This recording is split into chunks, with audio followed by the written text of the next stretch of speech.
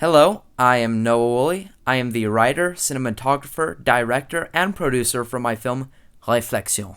First off, I just want to say thank you to all of you who have been watching this and have watched my film. It means a lot. I also want to say thank you to my actors who were so incredible, portraying the emotion in these characters and in the story exactly how I wanted and imagined it. And I also want to say thanks to my mom who helped with some of the creative process and sat through so many crazy versions of the script. Thank you. So, let's hop into my director's commentary for Réflexion. So first off, you may be wondering why the film is called Réflexion. Réflexion is a French word which means, as you may have guessed, reflection in English. The reason I wanted to put it in the French language is because I was influenced by many French films and European films in general. I was also very influenced by the Italian neorealism, like Bicycle Thieves, which I'll talk about later in the video. The title, Réflexion, certainly has multiple meanings. It's literal in that at the end, he's literally looking into his reflection, which I purposely put there. That's the very literal sense of it. Then you can look at the figurative, that he's in the shower reflecting over his actions, sort of reflecting over the consequences of the actions we see play out. And then we have the last part where it's sort of a reflection of me, as every art piece should be a reflection of the artist, but we'll get into that more later. So we start off the film with this sort of overture, if you will. And I actually made this song on my own with my guitar. I'd been inspired just the night before editing this. I'd seen the wonderful film Judas and the Black Messiah, and I liked the idea of the theme throughout the movie of that song, where it plays throughout this character's journey in the film, and I wanted that for my film. It's also inspired by the theme throughout Bicycle Thieves. We open with this shower, which had been an idea of mine it's been around for like a year, where you open the script with this shower, something ordinary, but then in the end we show you that the reason he's here is because he's brutally killed a man and he's washing the blood off himself. There's something very satisfying to me as a creator to subverting expectations like that and taking something ordinary and mundane and making it a little more interesting.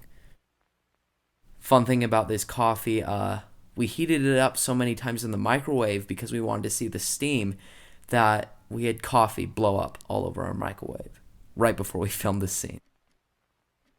I love this shot. Cigarettes are so cinematic. There's just something about them. The smoke, the lighting it, the noise. Disclaimer, these are not real cigarettes. I like that idea of him walking into the camera and walking out, kind of coming in and out of our consciousness. I'd like to thank my neighbors for unknowingly letting me use their house in this shot. It's a beautiful house. So, it's very subtle, but if you listen closely, you can hear some ravens in the background. In lots of media, including poems, ravens represent death.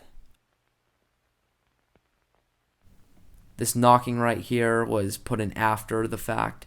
Middle of editing, I decided normal knock wasn't interesting enough. I wanted to add stuff. So we see that crow again signifying death. This watch ticking signifying that this man we're about to meet, his time's running out.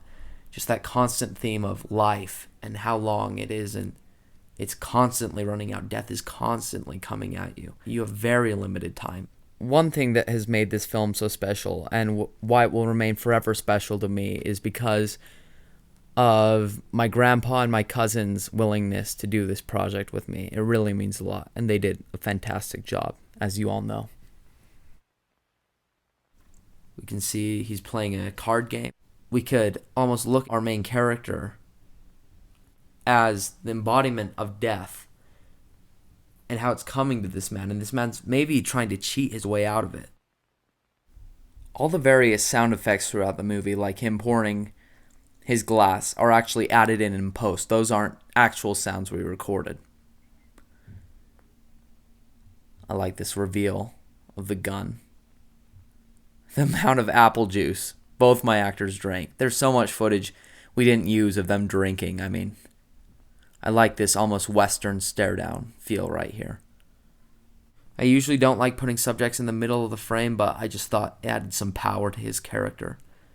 The old man isn't, or at least he thinks he isn't, ready to go yet. That's what that's trying to show, him taking a power stance, saying, no, I'm not going with you. We can see right here with my grandpa's amazing, subtle acting with the eyebrow raise that he thinks he's won right here. But you can't cheat death. We can hear the clock ticking again, showing that the man's time, it's right now, and he knows it. With that look up, you can see in his eyes, he knows it, and boom. You know, it's a little convenient that his gun runs out here, but you can't just have someone get shot. That's not interesting enough for the film, or at least for my films anyways. It took us so long to get this right, and to be careful with my grandpa. Obviously, we don't want to actually hurt him, but it turned out so great in the actual film. Right here, this was inspired by a lot of the stuff in The Boys TV show on Amazon, after Huey would see bloody events. And then this shot with the light, how it's shining, is inspired by the film Joker. One of the shots when he's about to go on the talk show is similar. I like playing with focus in a lot of my shots, as we can see here. I like him looking into his reflection, as the movie's title calls, thinking about, what have I just done? What are the the consequences in the universe for my actions? Are there any consequences? Also goes with the cross you see him wearing throughout the movie. It goes along with a lot of my religious questions, like, is there actually a greater power in the universe? I don't know. Are there consequences to the actions he's taken and we take every day? I don't know, but it's an interesting thought. He looks into the camera, and we're gone. Whenever he sort of looks into the camera, looks at us as an audience, it's him calling us, him inviting us to please look in and to consider what we've just thought about. And that's what I'm asking of you right now, listening to this audio, to consider these deeper thoughts that you may not have noticed the first time watching. I want to thank you for watching. I'll see you in my next film. Thank you.